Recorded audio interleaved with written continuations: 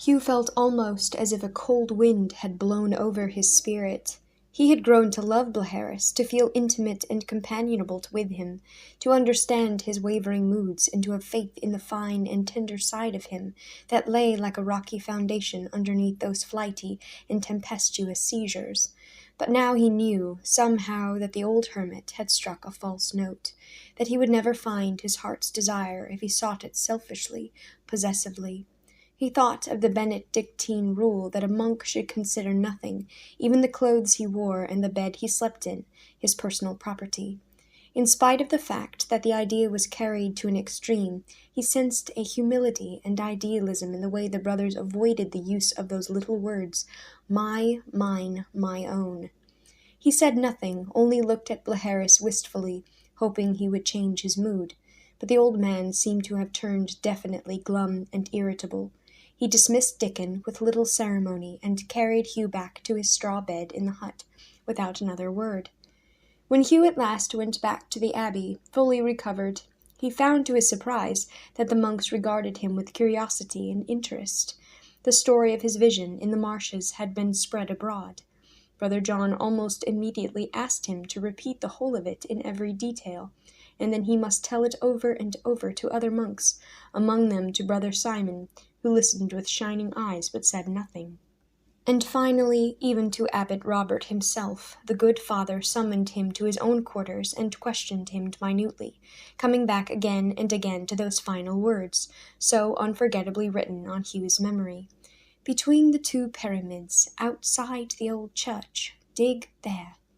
The abbot gave orders that digging should be begun as soon as possible. Hugh was given the honor and privilege of first breaking the sod, and then the two strong lay brothers from the grange went to work at it. Nobody seemed to have time to think or talk about anything save what the busy picks and shovels might unearth. The monks surrounded the space between the two pyramids with screens, that their labor should not be under the continual view of the curious. But Hugh was allowed to watch the proceedings whenever he had a mind to, and nobody seemed to object to Dickon's being with him. The two were permitted to lend a hand with the digging whenever they wished. It was curious to see how the different monks took the matter, and listen to the buzz of gossip among them. Most of them were as vague in their ideas as they were superstitious. Relics, the bones of some saint? No? A king, then? Arthur? Some of them apparently had never heard of King Arthur, but they expected a miracle of some kind. There had been instances in other abbeys. Tongues wagged and clacked, but Hugh noticed that the few to whom some hint of the story of the long-lost Holy Grail had been vouchsafed said little, yet carried in their faces an eagerness, a barely masked fire of desire and wonder.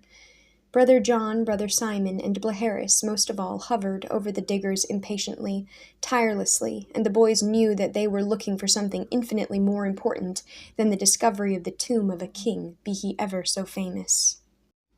The diggers had got down 15 feet or so, and nothing more interesting than a few bones had been uncovered. One late afternoon, just before vespers, only Hugh and Dickon had remained, watching and giving an occasional hand at the work, when things began to happen. The picks of the diggers struck something hard, metallic. The workers cried out excitedly. The two boys scrambled down into the hole, and all began feeling about in the damp earth with their hands. Dickon got hold of it first, something large, cold, heavy. With a huge effort on the part of all four, they overturned a great iron cross, which was lying face downwards. Dickon climbed out of the hole and ran to get more aid. Monks and lay brothers came hurrying from all directions.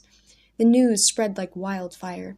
Something had been discovered, at last, between the two pyramids. Someone brought strong hempen rope and extra shovels. The cross was hauled up out of the excavation and laid on the ground. Eager hands brushed the dirt from the inscription, which was on the underside of it. Brother John pushed everybody aside so that he could kneel close and bring his nearsighted gaze to bear upon it. An expectant hush followed as he read and translated the half-obliterated inscription. Here lies the great King Arthur, buried in the Isle of Avalon. Then came a rush of talk, more excited than ever, Abbot Robert, who had been summoned, bade the diggers climb down into the hole again and dig further. They did so at once, and with feverish haste, their picks flying and falling in quick alternation. The onlookers watched, tense, eager, silent again. No one spoke a word, and only the dull sound of iron cutting into soft earth broke the stillness. Then a fresh tremor of excitement ran through the crowd. One of the picks had again struck something solid. Hugh and Dickon, who had managed to keep their positions in the forefront of those at the rim of the hole, though they were not permitted to go down into it again, never let their eyes wander from the diggers for a moment. Slowly, very slowly, in spite of the eagerness of the workers, a huge, rough-hewn, long box of oak came into view. Without waiting to get it entirely out of the earth in which it was embedded, the diggers set to work to pry the lid from it. With relatively little effort they got it open, and all gazed down at the contents with silent astonishment. Inside reposed the bones of a human being, large beyond those of an ordinary man, the skull pierced as if with many wounds. Beside it lay a heavy golden crown rich with inset gems, and at the feet were the bones of another figure, small, delicate, the bones of a woman, and a long, thick strand of human hair that glinted as yellow as buttercups in the sun, and as fresh and living. "Arthur the king," murmured Brother John in an awed whisper, "and Guinevere, his queen. Peace be unto their souls." He crossed himself, as in the presence of something holy. A solemn silence lay over the company standing there.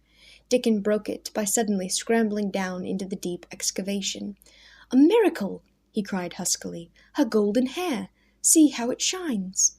He reached over the edge of the rough, hollowed oak coffin as if to touch it, and immediately the gleaming tresses dulled, and there was naught but a little pile of grey ashes. Or had it been only a trick of the sun caught by a gem in the fillet of gold that lay half concealed by the ashes, a thin little jewelled crown? It took many hands, strong cords of hemp, and much labor to get the huge coffin out of the ground, and beside the iron cross that had been buried face down over it. Then the brothers formed themselves into a great procession with a cross-bearer, and Father Robert at the head, and novices with incense following after. They bore the relics and the iron cross with chanting and singing, in all solemnity, into the Abbey Church of St. Mary, and there laid them down in the north transept, to await a special day which would be set apart for the shrining. The delayed vespers followed immediately. Afterwards, during the short period before Compline, when talk was permitted, the whole community burst into excited conversation. The bones of King Arthur and Queen Guinevere, found miraculously through the vision of a boy lost in the fog out in the marshes of Avalon. Yes, Hugh, their Hugh, the lad Brother John was turning into a scribe. The bones would probably be enshrined, with great pomp and ceremony, under the floor of the chancel near the high altar. The king must be told. Couriers must go at once with the news to the royal court in London town. The record must be written down in full detail, how the grave was found, and of the miracle of the shining strand of Guinevere's hair, and how it turned to dust before the eyes of them all. A miracle truly, a costly shrine, honor and glory for our Glaston. Dickon heard it all, never missed a sentence as he milled about among the brothers in the common room. He was so interested in everything that was said that he did not notice for some time that Hugh was no longer beside him. Stepping out into the cloisters in search of his friend, he soon came upon him sitting disconsolately on a bench near the painted aumbrey. Twilight was fast slipping into evening, but there was still light enough for Dickon to note the dejected droop of Hugh's shoulders, and, as he drew closer, he thought he saw tears on his cheeks. "What aileth thee, Hugh?" said he. His voice was gentle, and the arm that he threw around the boy's shoulder was warmly affectionate, though the gesture was awkward. "Oh, Dickon, it was not there." "The cup, you mean?" Hugh nodded. "But there is so much to be excited about." Dickon paused for a moment, then added shyly, "Do you care such an awful lot about just the Holy Grail?" Hugh again nodded. "It isn't the vessel itself," he tried to explain. It's what it means, all the sacredness and wonder, and what Just seeing it might do to a person's life, as it did to the knights who found it in King Arthur's day. Seems as if I never wanted anything in all my life so much as to see the Holy Grail with my own eyes." Dickon's hand on Hugh's shoulder poked him in affectionate raillery. "You and Master Blaheris. Seems to me that the one is near as loony as the other." "Blaheris!" cried Hugh, jumping to his feet. "Why, the old hermit never put in an appearance at the finding of King Arthur. Maybe he does not know yet. Maybe he is sick. I was thinking so hard of my own disappointment, I quite forgot him.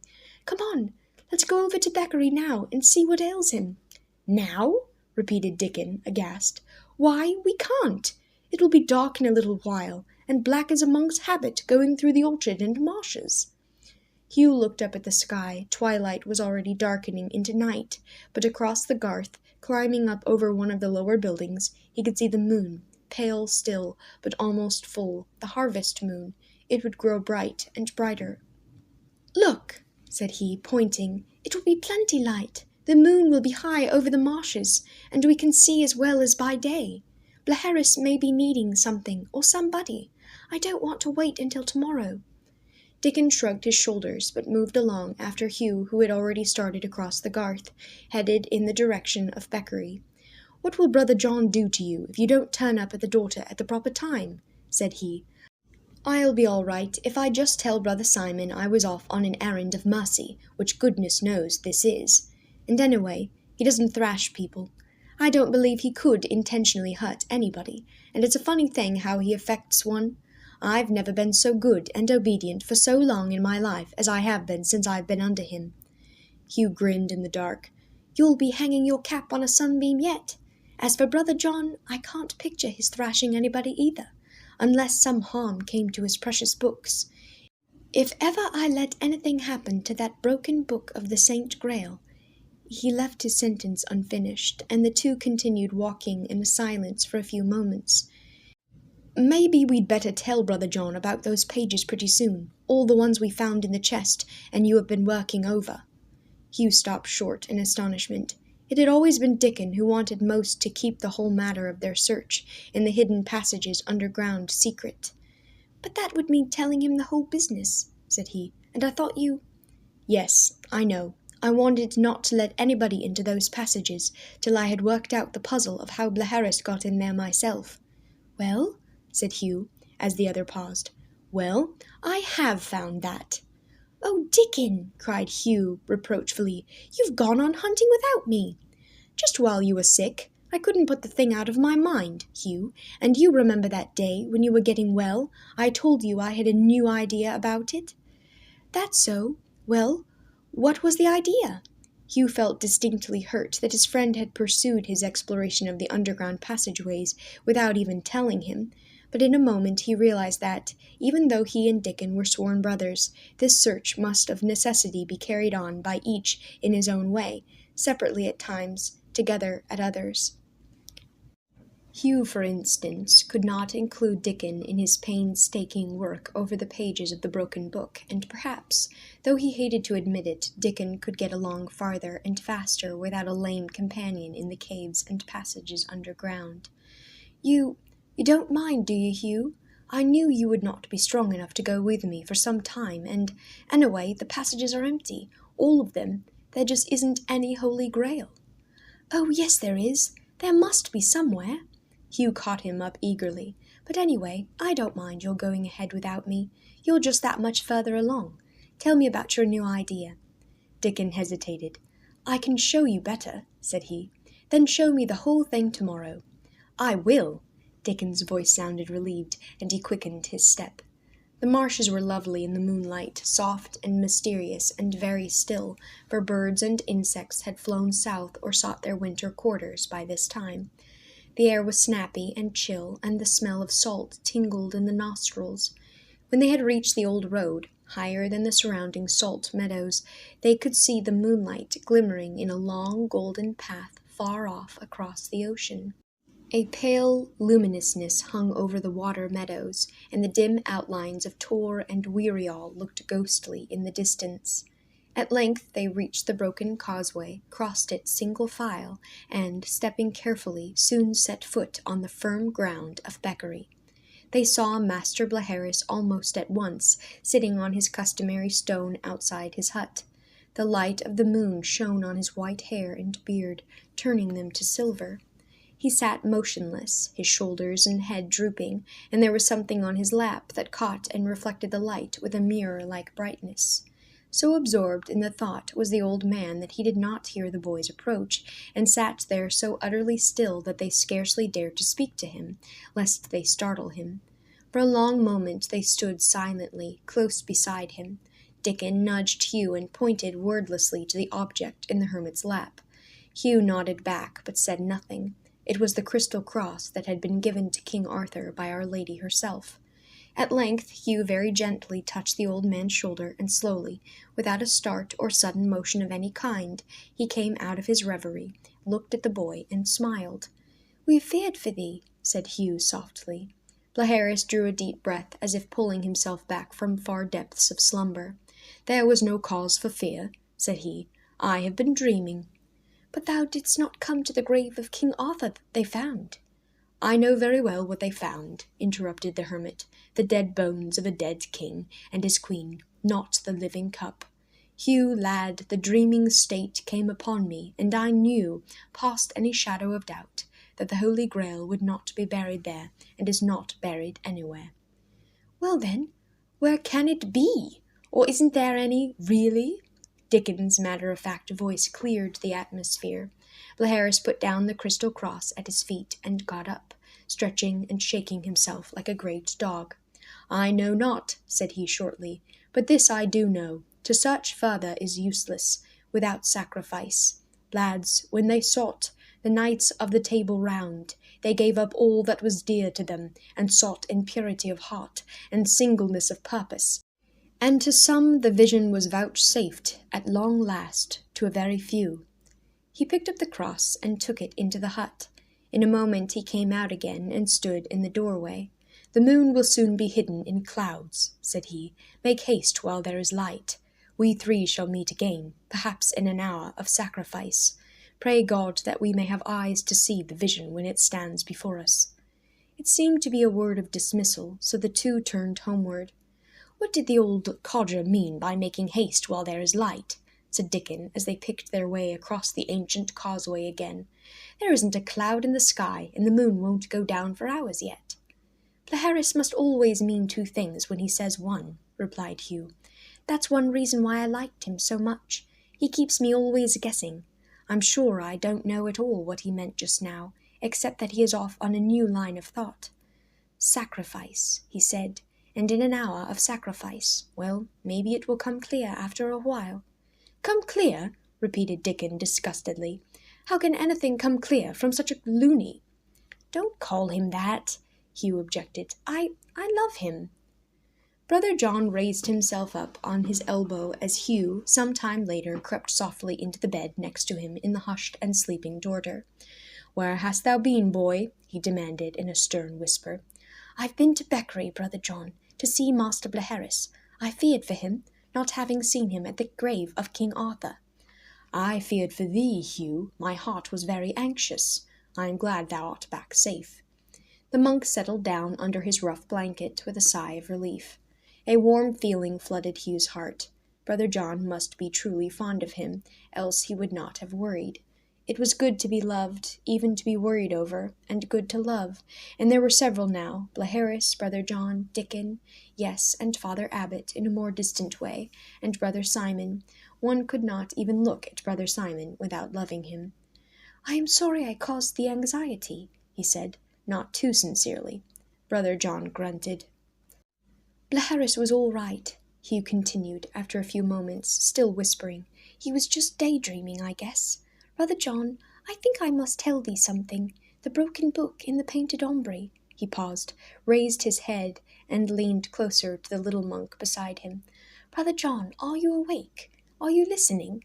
I want to tell you what Dickon and I found, what I have been working over." A faint, uneven little snore settled in a long, rhythmic one. Brother John had not heard him. Hugh settled back in his bed with a sigh. He must tell Brother John soon, and then he too drifted into sleep. If he could only have known, if he had only shaken Brother John broad awake and forced him to listen. Then at least the responsibility would have been shared, and Hugh would not have felt that he alone held the fate of the broken book and its recovered pages in his own hands.